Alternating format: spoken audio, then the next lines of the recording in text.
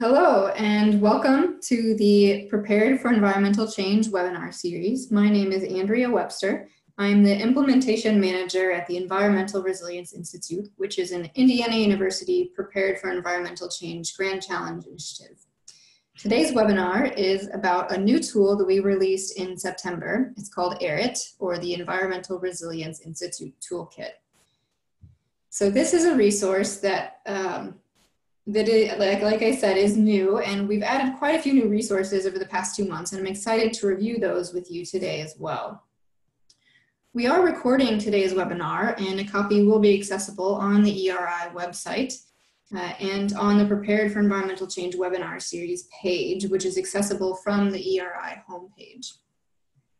Now, all participants are muted today, and if you have a question you would like to have addressed, you can type it into the chat box, or you can unmute yourself by hovering your mouse over the screen, and you should see an unmute option in the webinar controls. There will also be time for questions at the end. Now, we're really excited to offer this Prepared for Environmental Change webinar series. One thing that a university can do really well is bring people together for learning and identify experts to share information. And we always welcome your suggestions for how to make this a more useful interaction. And we'd like to hear your thoughts too on what topics to cover. And as we've mentioned in the past, this is the way that we choose topics for this webinar series, that we released a survey in the spring to gather some initial thoughts from folks on what they would like to hear. And so this is one of those topics that we have today. So with that, we will begin the presentation. All right, we have several folks joining us today from across the state and outside of the state as well. So thank you for joining us. We have everybody from Bartholomew County all the way down to Tippecanoe, or maybe I should say up in the northeast towards Tippecanoe. So again, thank you. We're really excited to have your participation. I'd also like to thank Accelerate Indiana Municipalities, who is a co-host. Accelerate Indiana Municipalities also goes by AIM.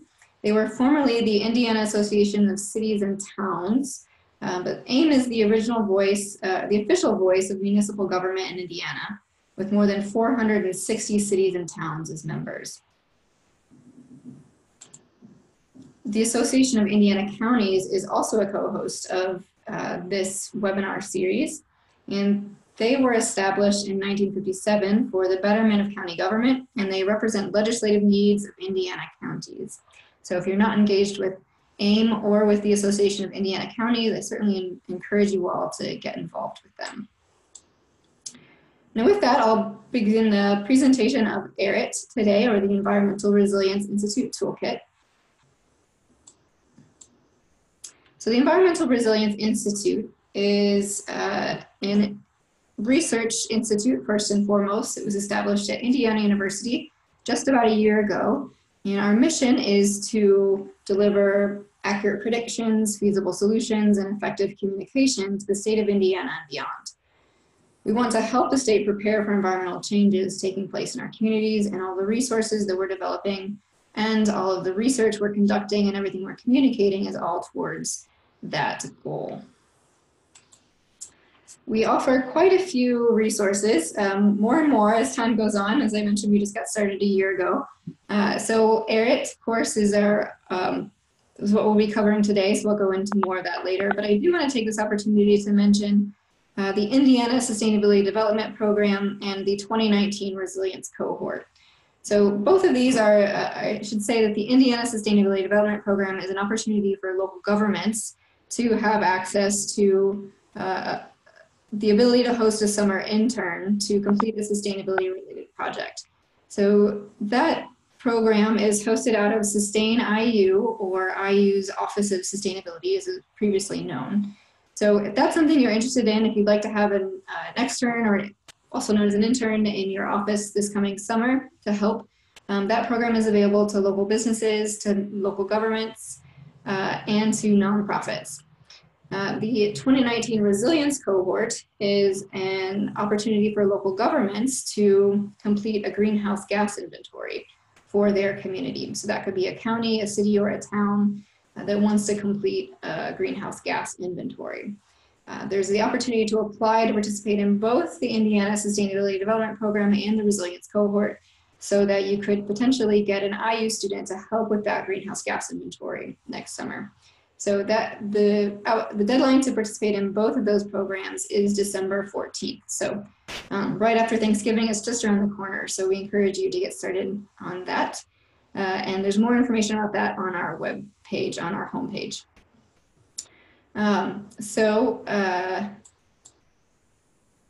As I start talking about the actual toolkit, the Environmental Resilience Institute Toolkit, or ERIT, I want to start by playing a video for you all today.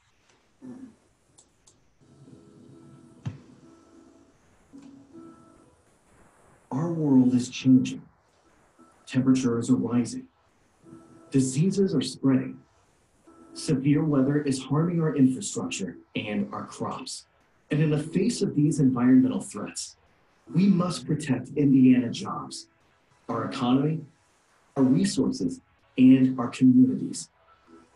Built by experts at Indiana University alongside local municipalities and the EPA, the Environmental Resilience Institute Toolkit, or ERIT, is an online resource designed to help local governments in Indiana and other Midwestern states assess, prepare for, and respond to environmental change. ERIT provides tailored information to Hoosier communities facing increased threats, from flooding, air pollution, heat waves, and disease. Updated regularly, ERIT helps state and local leaders combat the effects of climate change on our communities, our health, and our jobs. Detailed case studies provide roadmaps for how other communities have successfully adapted to climate risks, highlighting tools needed to replicate their successes and secure funding. Indiana and the Midwest face a unique set of environmental concerns, but by working together to create, manage, and implement resources in ERIT, our communities and businesses can have a more resilient future. Learn more at eri.iu.edu/ERIT.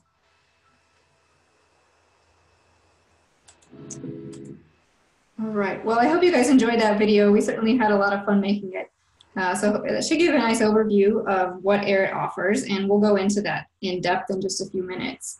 And as I mentioned before, the Environmental Resilience Institute is all about developing accurate predictions, feasible solutions, and effective communication. ERIT is meant to be part of that feasible solutions project line that we're offering to local governments and community leaders.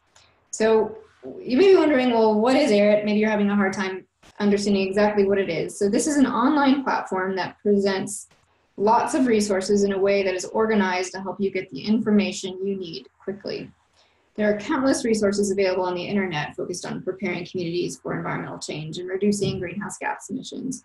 And ERIT houses those resources and makes them searchable by where you live and your interests.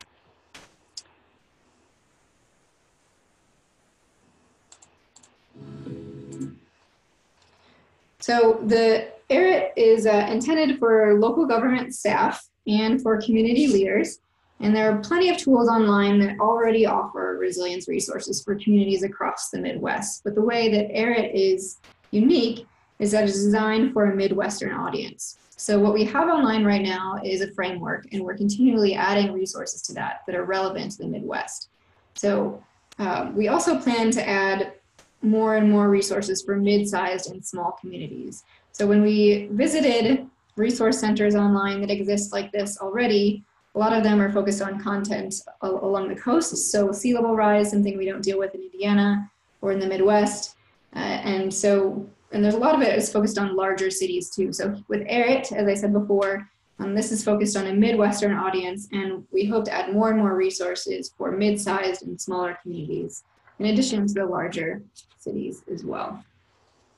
So with that, I'm going to try to move over to the actual website here. And let me just make sure you guys can see that. Okay, great. So what I have now is that I'm on the Environmental Resilience Institute homepage, which is eri.iu.edu. And from this page, I can access ERIT under this Solve dropdown. You'll see it here, Environmental Resilience Institute Toolkit. And it's also always going to be right here in the upper right-hand corner. So I'm going to click ERIT here.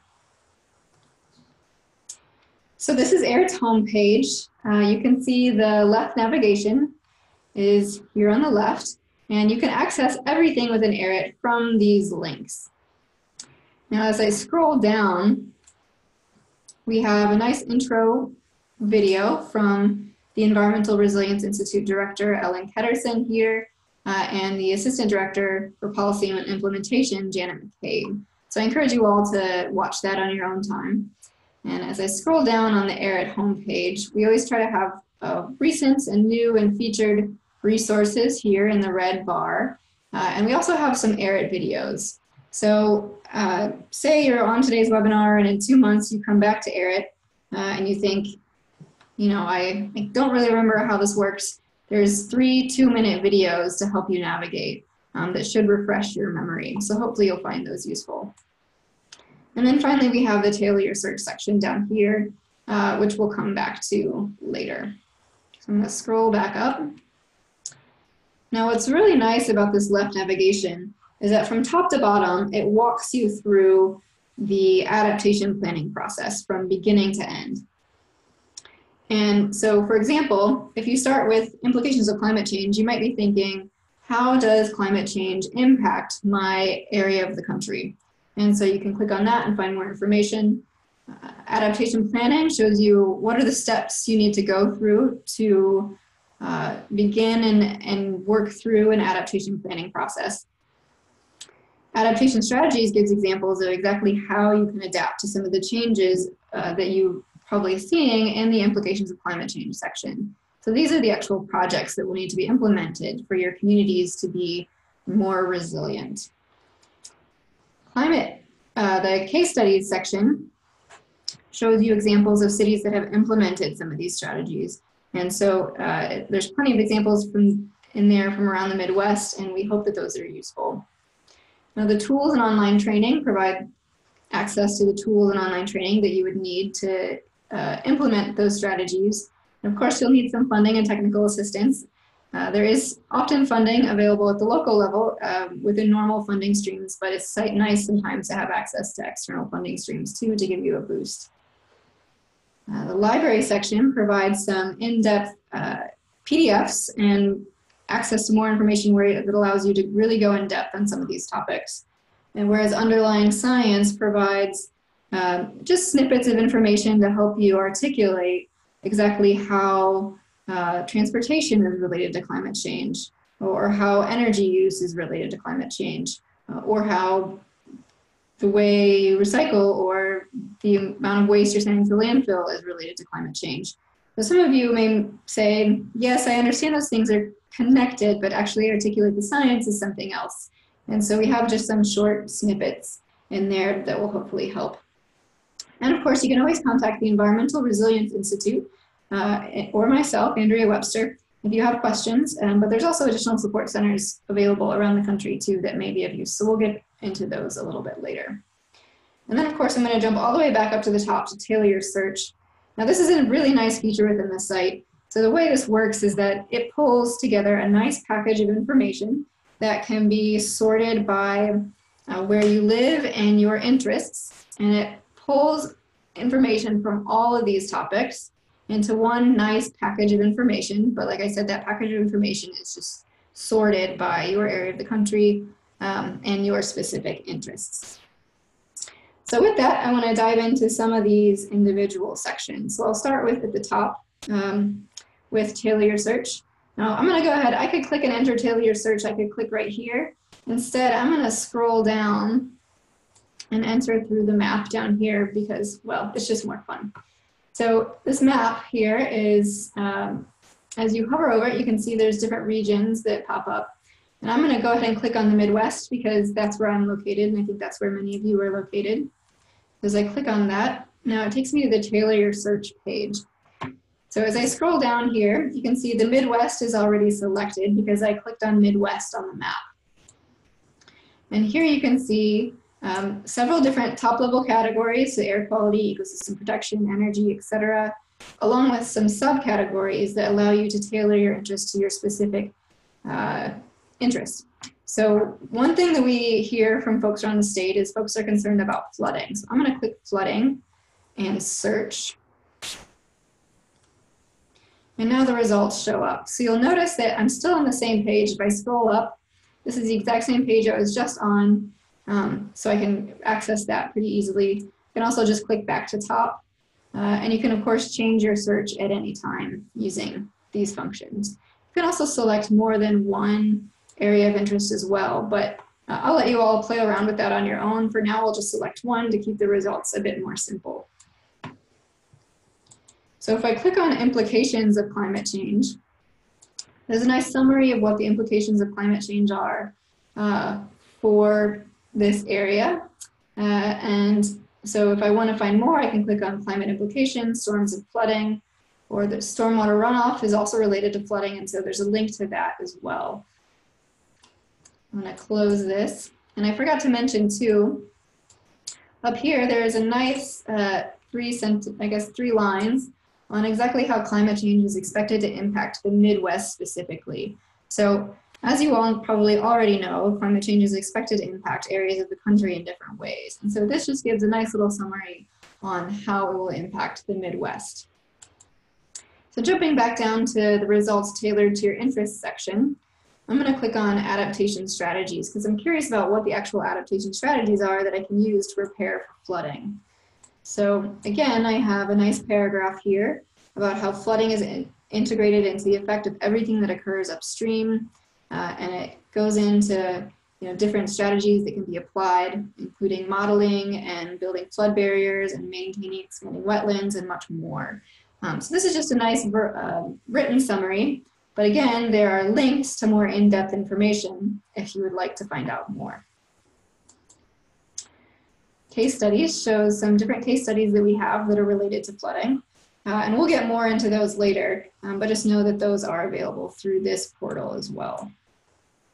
And of course, I think you guys are kind of getting it at this point. So again, there's plenty of tools that you can use to respond to flooding and help you respond to flooding.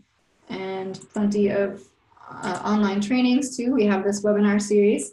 We just had a flooding webinar last month, and so that recording is available on the website.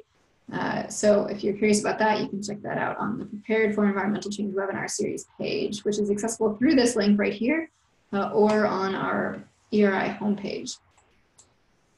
And then of course there's funding opportunities that pop up, and so we encourage folks to go to the funding and technical assistance page for that. And then of course there's additional support centers. So these are the support centers that are available specifically for the Midwest. Melissa Halting is the EPA Region 5 contact for Indiana, and so she's always willing to help as needed. And there's a few more contacts down here as you scroll down. So that's the Tailor Your Search section of ERIT. And next I'm going to scroll back up here, and I'm going to click on Implications of Climate Change. Okay, so now I'm in the Implications of Climate Change section. And as I scroll down, these are anchors that will link down below. So on this page, we have national climate impacts and climate impacts by topic that may look familiar. And then we also have regional climate impacts, state climate impacts, and then a link directly to the US National Climate Assessment. So as I scroll down, you'll see more accordions here. This is the accordions are what they call this format in I guess web design speak. But you'll notice that these categories here are the same top level categories that you saw on the Tailor Your Search page.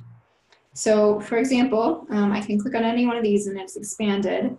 And these link to all different, these are links to additional pages. So if you want to find more about what are the climate impacts related to ground level ozone or particulate matter, indoor air quality or outdoor air quality, you can click on those links. It's the same with ecosystem protection. So if I scroll down here, so there's lots of different links to access more in-depth information, but I want to go ahead and click on wetlands here. So I'm going to do that. And this is going to pull me up to a new page within ERIT. And as I scroll down, so this explains exactly what the implications are for wetlands. And wetlands are unique because not only are they an adaptation strategy in and of themselves because they are made to absorb and hold water for long periods of time, they also can be impacted by climate change. And so we want to make sure that we're taking care of the wetlands that we already have, in addition to maybe even constructing more if that's a possibility. So there's some information on that, and this explains how wetlands can be a flood management strategy. And then there's some related information there at the bottom if you're interested. So I'm going to scroll back up to the top. Now here I'm kind of 2 or 3, maybe 4 clicks deep in ERIT, and I just want to make sure that you guys understand how to navigate in ERIT. As I mentioned before, everything is accessible through this left navigation, but there are also these breadcrumbs at the top. So I can tell that I'm on the still in the implications of climate change section, and I'm just within this link within the implications of climate change section. So if I want to go back to that main page, I can click here, the implications of climate change, or I can click in the breadcrumbs, which I'm going to do now. So this takes me back to that main page. I'm going to keep scrolling down here. I'm going to go ahead and click on regional climate impacts now, which is going to scroll me all the way down here. And as we click on here, you can see some regional climate impacts by region, some sector impacts by region, and then strategies for adapting to climate change by region. So you can explore those on your own. As I scroll down, so this is probably my favorite section in this on this page. So these are the state climate impacts. So many of you may be familiar with the Indiana Climate Change Impact Assessment, which is being led by Purdue. And there are several universities and several researchers from across the universities in Indiana, from Purdue University, from Indiana University, from Notre Dame, IUPUI, Ball State, and probably a few more that I'm leaving out. So they're all working on this Indiana Climate Change Impacts Assessment, which is a series of, I believe, 11 reports that are being released throughout this year and into 2019 that not only tell how climate change is going to impact Indiana, generally speaking, and specific for the state, but also there are several reports, and one that was just released yesterday that shows how climate change is going to impact tourism, for example, in the state. There are other reports on how climate change is going to impact health of people in our state, how it'll impact the aquatic areas in our forests, and several other topics. So if you haven't seen that, I encourage you to check it out, and that's accessible just by clicking here, or you can click on Indiana down here. And so Indiana is not the only state that has released one of these state-level climate change impacts assessment, and there are several more here that maybe maybe you're from Ohio and you want to check out how climate change is going to affect Ohio. Then you can see their report, which was released in 2008. Now, I do want to take this opportunity too to mention that while we are working to provide very comprehensive resources within ERIT, there are times in which you may know something that we do not know of. So you may know of a state that has released a state-level climate change impacts assessment that we do not have on this list. So in that case, I would encourage you to email us. You can email erithelp@iu.edu. And if you forget that, you can always click About Us, Contact Us, and that'll take you to where that email address is located. So we're constantly seeking out feedback, and if you have suggestions, we want to hear about that too. So as I scroll down, the Chicago region has a climate change impact assessment that's specific to that region. So that may be of interest to some of you as well. And then of course we have links to the US National Climate Change Assessment in case you want to see how climate change is going to impact the country as a whole. So I'm going to scroll back up to the top now, back up to this left navigation, and move down to adaptation planning. So as I said before, this page is meant to describe specifically how to go through and how to start planning for climate change and resilience and adaptation in your community.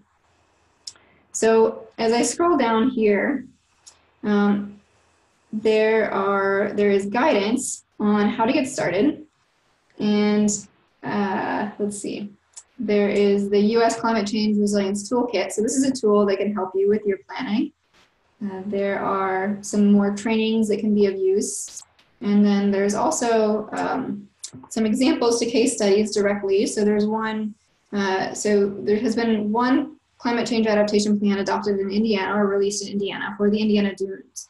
And so we have a case study about that, so you could click here to learn more. And there's more case studies that might be useful. I want to point out too that it's possible to do climate adaptation planning for a community. It's also possible to do a climate adaptation plan for a specific sector. Maybe you just want to do it for your school system. Maybe you just want to do it for your water utility. Maybe you just want to plan for the brownfields that you have around town, those sites that are already contaminated. Say if there's floodwaters on that, you want to be ready. So there's resources there on ERIT for that too. As I scroll back up, there's one more resource I definitely want to mention on this page. So this is this Midwestern planning document. So this is a new resource we just finished earlier this week. And so I'm going to click on that now. So you may be thinking, well, what does a climate adaptation plan look like? Or what do other resilience planning documents look like? And this is where you can find out a list of those types of plans that exist for the Midwest.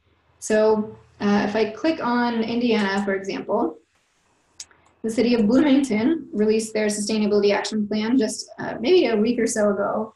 And then, as I mentioned, the Indiana Dunes has a climate change adaptation plan, so you can read that plan. Marion County integrated sustainability and resilience planning into their multi-hazard mitigation plan, which is, many of you probably know, this is a county level plan that's required by FEMA in order to get FEMA funding in the event of a disaster. So, and then of course, Indianapolis is in progress of working on those. Let's say, we can also go look to the north and look at Michigan, and we can see all the different types of climate adaptation and sustainability plans that have been released in this area. And a lot of times there are even master plans or strategic plans for a community that integrate sustainability or resilience planning into those plans. And so we have those here as well. So I encourage you all to check this out later. All right, so again, remember the breadcrumbs are up here, so I can go back up here to click on adaptation planning, but I'm going to go ahead and go right to adaptation strategies over in the left navigation. So there's two different ways that you can explore adaptation strategies on this page. There is a table, an accordion table, which you've seen before. And then on this page, we also have a table. So say I want to search for wetlands. We talked about wetlands earlier. So now anything that has wetlands in the table is going to pop up. And so that limits the number of, there's a total of 163 entries, so this limits it down to 19. So maybe it gets more at what I'm looking for. I can do the same thing for green infrastructure. As I type that in now, it's limited to just the green infrastructure strategies that can be used to respond and prepare for climate change. Now, if I go back up to this, to the accordions, so you can see that, again, we have a little description with a link to more information on each of these accordions. I'm going to jump down here to water management and click on water utilities by specific climate impact. So I'm clicking on this link now, and as I scroll down, you can see that you can search for your climate impact strategies, adaptation strategies, by looking at the specific impacts. So maybe you're worried about drought in your community, or more likely you're probably worried a little bit more about storms and flooding. And so now you can look and say, oh, okay, what new infrastructure could I add to start to adapt to climate change?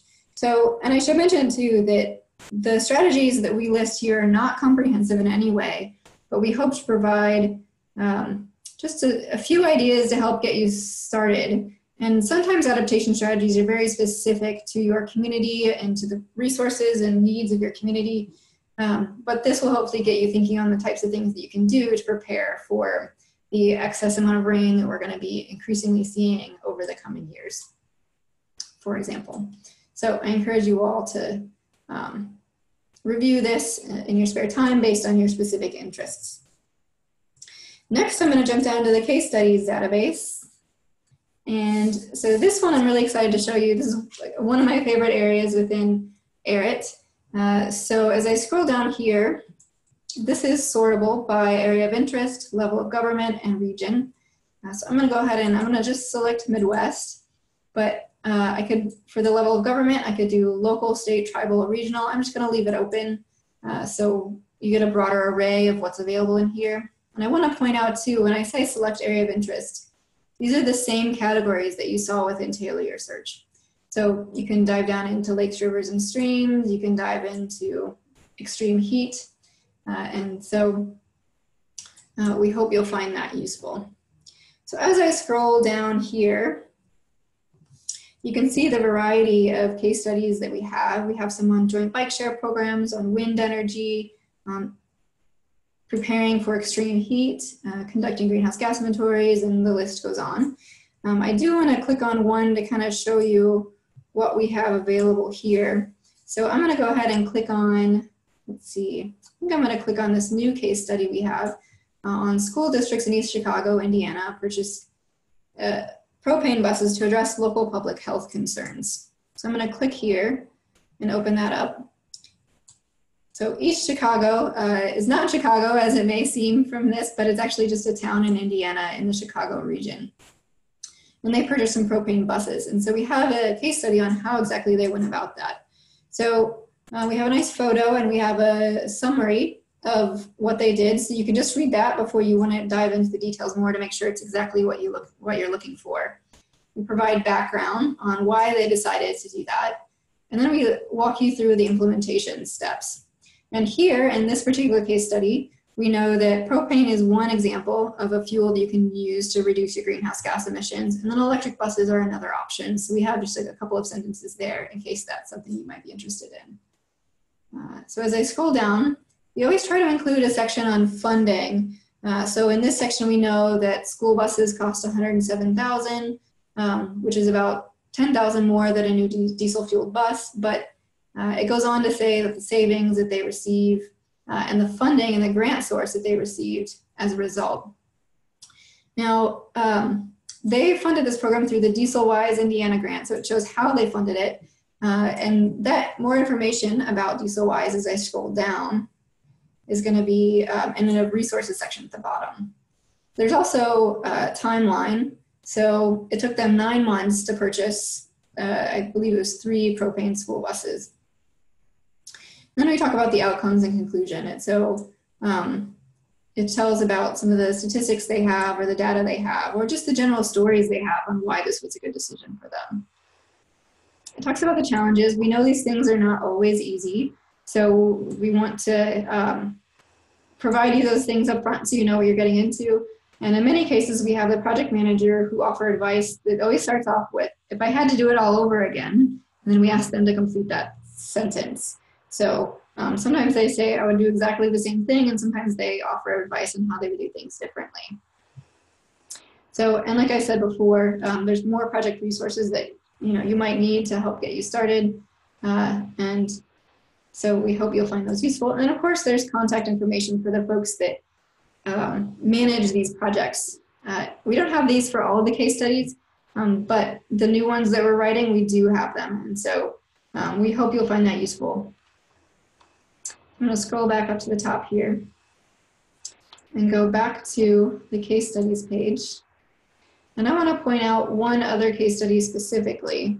So if I go down and click on the Benton County project to install wind energy, I'm going to scroll down so you can see this is the same setup. And as I scroll down, I'm going to go down to the outcomes for the wind farm. And I want to point out that between 2008 and 2018, taxes on these wind farms permitted the county to allocate an additional $3 million to schools, $35 million to new roads, and $31 million in economic development. So in these case studies, we really want to show what are the tangible outcomes that communities can receive from implementing these types of projects. So I'm going to scroll back up to the top here again and jump over back to the left navigation. And next I'm going to click on tools. So I think you guys are starting to get the sense of how this is laid out. So here we have several tools that are available on each of these sections. So as I click on air quality, there's several tools you can use to plan for improved air quality, as air quality may be decreasing as a result of climate change. You may be wondering how you can protect the ecosystem as a result of climate change. So there's tools to help you do that too, and to help you assess exactly what you're dealing with in your community. So we hope that you'll find those useful. As I jump over here to online training, here we have several trainings offered by the Institute. So again, we have this webinar series. We also have the resilience cohort that I mentioned on the webinar earlier today, in case you're interested in doing a greenhouse gas inventory. And there are several other trainings that are listed here, and we're continually adding more. So hopefully you'll find those useful. The funding and technical assistance page, we've added a few new funding resources within the past couple of weeks, so I want to make sure and point those out. So at the top here, we have some funding opportunities available from the U.S. Environmental Protection Agency.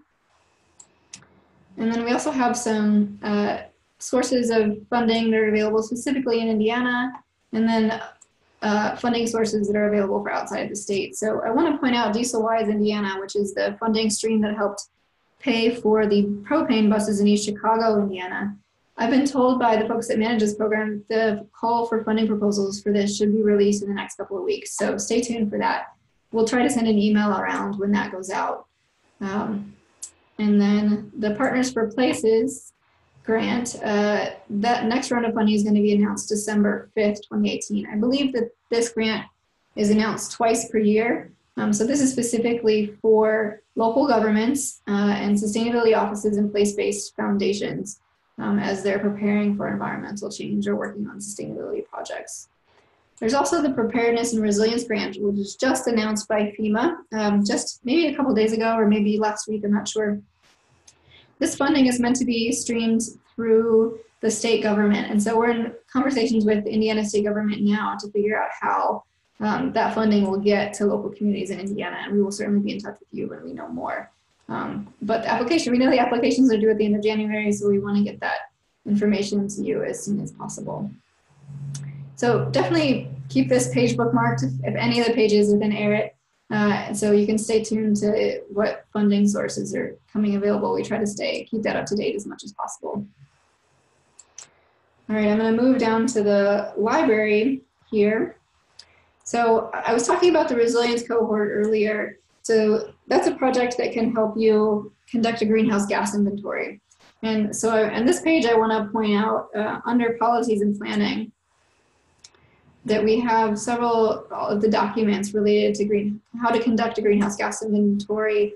And so we have some of the, I guess, how-to documents or protocols that walk you through how to conduct a greenhouse gas inventory listed here. And then other, let's see, we jump down to public health. There are several documents here if you really want to dive into and really understand how climate change is going to be related to Superfund sites. Maybe you have a Superfund site in your community. So this certainly can be a nice resource to help you filter through everything that's already available online. I talked a little bit about the underlying science section earlier. I think you guys are starting to get a sense of how this is laid out. So I won't go into this in depth either, but you can check out some of these different links here to really understand how climate change is going to impact the state and your area of the country. And so we have these nice descriptions here to help you understand that. And then, of course, the additional support centers. So as we scroll down, we have these different areas of the country. If I click on Midwest, again, this is the same thing that you saw in Tailor Your Search, so this information is available here as well. So as I wrap up the presentation of ERIT, I want to talk about some ways that you can provide feedback. So I'm going to go back to this ERIT. Actually, I'm going to go back to the case studies page. If you have a case study in your community, say you have a successful adaptation project, maybe you've started to respond to the excess flooding your community is already receiving, we'd love to know about that. and maybe even cover it as a case study. So you can click this and enter a few things in a form to get that started. We'd love to include you guys in this case study database if you're interested. And then back on the home page for ERIT. So again, I'm going to use the breadcrumbs. So I could go to the ERIT homepage here or click in the breadcrumbs. Takes me back to the ERIT homepage. If I scroll all the way to the bottom, then you can provide your thoughts on ERIT. So maybe maybe there's some things in ERIT that you wish we had more of, or maybe there's something that you really like that you've seen. You can provide us some feedback, and we'll be sure to take that into consideration as we're continuing to develop this tool. So with that, I'm going to move back to the presentation that we were looking at earlier. And I just want to mention that we have some upcoming webinars, and we're going to be skipping December. So I want to let you know that with the holidays, we thought we would just give everybody a break, and we'll start up again in January. And we'll talk about identifying your community's vulnerabilities to environmental change. That's going to be a really great webinar. I highly encourage you all to register for that if you have not already. And then we have some other topics coming up as well. And these, as many of you probably already know, these webinars are always held the second Tuesday of the month. So you can get them on your calendar and chime in and tune in as it makes sense for you and your schedule. So with that, I'd like to open it up for questions. And as a reminder, you can enter questions to the chat function, or you can unmute yourself and ask a question. So well, I guess I'll just leave it there. What questions do you all have for me?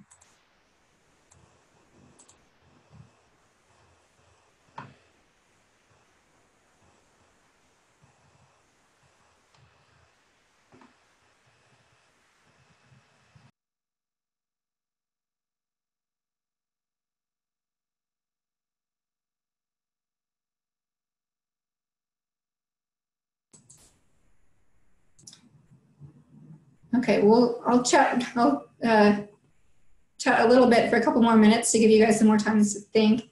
But in the meantime, as I said before, you can enter your questions in the chat box. We really hope you find this resource useful.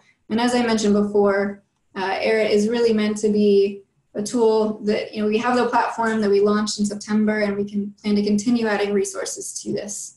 So we hope that you find it useful.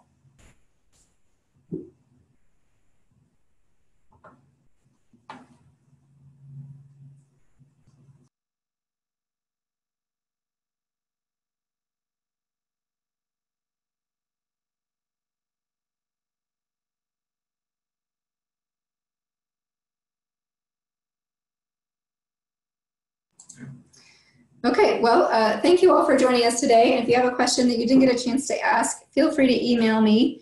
My email address is just Webster and the number 5@iu.edu.